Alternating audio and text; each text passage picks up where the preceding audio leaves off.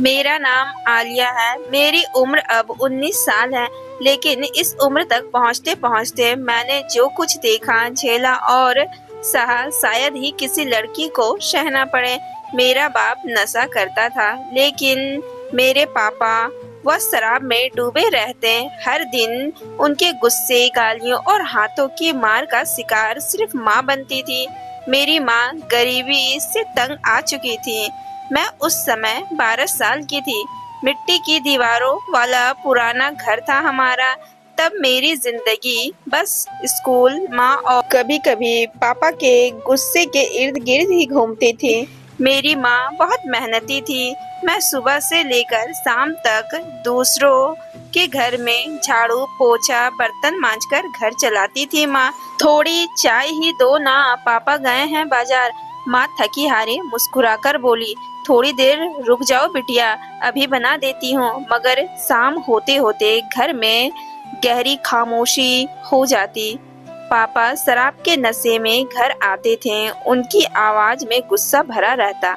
शराब के नशे में वह माँ के ऊपर हाथ उठाते और माँ सहम जाती। मैं यह सब देखकर कांप जाती। वह रात मैं कभी नहीं भूल सकती। पापा ने माँ को इतना मारा कि उन्होंने सुबह की रोशनी नहीं देखी। मेरी माँ चली गई हमेशा के लिए। एक अंधेरी रात थी जब पापा ने पहली बार नहीं, कई बार माँ को मारा था। उस रात उन्होंने ऐसा मारा कि मेरी आंखों के सामने मेरी माँ बेहोशी की नींद में चली गई। मैं चिल्लाकर बोली, माँ उठो माँ, लेकिन किसी ने जवाब नहीं दिया। मैं सुन्न थी। मैं बस एक कोने में बैठी थी और अपने आंसुओं को रोक रही थी। तभी पापा ने मेरी तरफ देखा और जो बात उन्होंने कही वह मेरी रूह को हिला देने वाली थी। सुबह जमीन पर अब मेरी माँ नहीं थी। मैं दोनों हाथ जोड़कर एकटक होकर देख रही थी। मेरी माँ मुझे छोड़कर चली गई थी। एक दिन पापा ने खाली आंखों से देखा तो मैं बोली, पापा अब क्या, जिंदगी कैसे चलेगी? पापा बोले, तेरी शादी करवा देते हैं। अब यह घर कैसे चलेगा? तू अब बड़ी हो गई है, तेरी शादी कर देते हैं, अच्छा पैसा मिलेगा। मैंने पूछा, किससे? पापा ने कहा, चुप रह, तुझे खुश रखेगा। 50 साल का है लेकिन बहुत अमीर है। मैंने चीखते हुए कहा, मैं अभी बच्ची हूँ, मुझे नहीं करनी शादी। मेरी रूह कांप गई। माँ चली गई थी, लेकिन किसी ने मेरी आवाज नहीं सुनी। मेरे भीतर जो हुआ वह शब्दों में बयां नहीं कर सकती। डर, घिन, शर्म। मैंने रोते हुए कहा, मैं इससे शादी नहीं करूंगी। पापा छेपते हुए बोले, घर चलना चाहिए, अमीर आदमी है, 50 साल का है, सब संभाल लेगा। मैं बेबस थी। उन लोगों के फैसले के आगे बैठ गई और एक हफ्ते के अंदर मेरी शादी उस बूढ़े आदमी से कर दी गई, जिसके सर पर सफेद बाल और आंखों में अजीब सी चमक थी। शादी के बाद मुझे समझ आया कि वह आदमी सिर्फ बूढ़ा ही नहीं, खतरनाक भी है।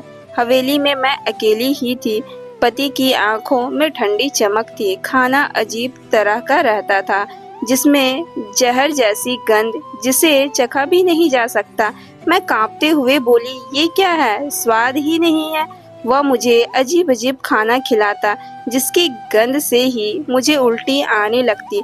कुछ ही महीनों में मेरे पेट में भयानक दर्द शुरू हो गया। एक दिन मैं बेहोश हो गई और अस्पताल में जब होश आया तो डॉक्टर ने कहा, आपके पेट में रसौली है, यह बड़ी गंभीर स्थिति है। मैं बोली, पर कैसे? मैं तो स्वस्थ हूँ। मेरे पति को वही बूढ़ा आदमी मुस्कुराते हुए बोला, तुम्हारे साथ मेरा प्रयोग है। मैं देख रहा हूँ कि क्या रसौली वाली औरत बच्चे को जन्म दे सकती है। मेरे हाथ थर्रा गए। मैं चीख पड़ी, मैं कोई खिलौना नहीं हूँ, मैं भी एक इंसान हूँ। लेकिन मेरी कोई सुन नहीं रहा था। मैं अकेली और भयभीत हो गई थी। मैं हैरान थी। मैंने अपने पति से पूछा, आपने मुझे ये क्या खिलाया है? ये क्या हो रहा है मेरे साथ? वह हंसते हुए बोला, मैं एक वैज्ञानिक हूँ, एक रिसर्च कर रहा हूँ। देखना चाहता था कि क्या रसौली वाली औरत माँ बन सकती है या नहीं। मेरी चीख निकल गई। मैं कोई प्रयोग की चीज नहीं हूँ, मैं इंसान हूँ। लेकिन वह मेरी सुनता ही नहीं था। मेरे पास ना घर था ना कोई अपना, बस वह हवेली थी जिसमें मैं एक कैदी बन चुकी थी। इसी बीच उस घर का नौकर रामू मेरे पास आता जाता रहा। वह चुपचाप सब देख रहा था। एक रात उसने धीरे से कहा, दीदी आपको बचाना होगा, यह आदमी आपको मार देगा। मैं बोली, लेकिन मैं जाऊंगी कहाँ? रामू बोला, मेरे घर चलिए, मेरी माँ है, छोटा सा घर है, लेकिन आप वहाँ सुरक्षित रहेंगे।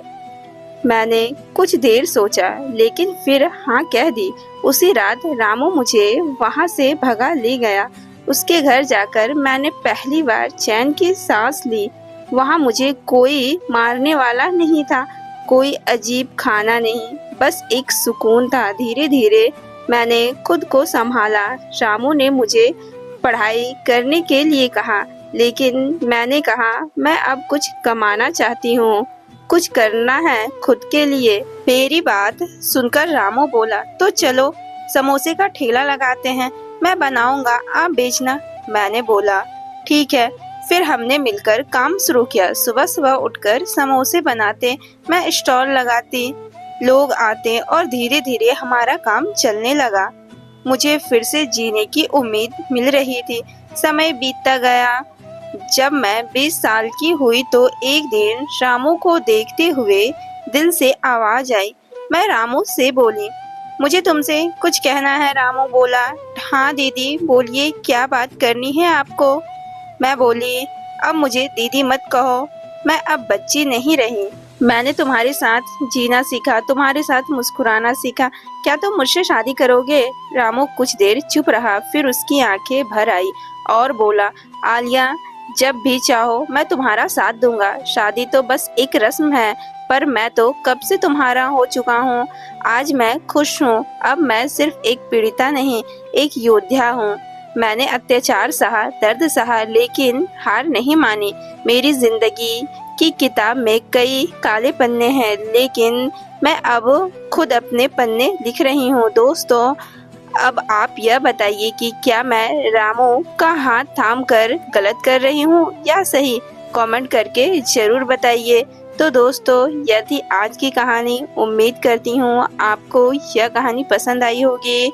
पसंद आई हो तो लाइक करें, शेयर करें और ऐसी ही इंटरेस्टिंग कहानी सुनने के लिए हमारे चैनल मिस पूजा स्टोरी को जरूर से सब्सक्राइब करें। धन्यवाद। तो मिलते हैं नेक्स्ट कहानी में।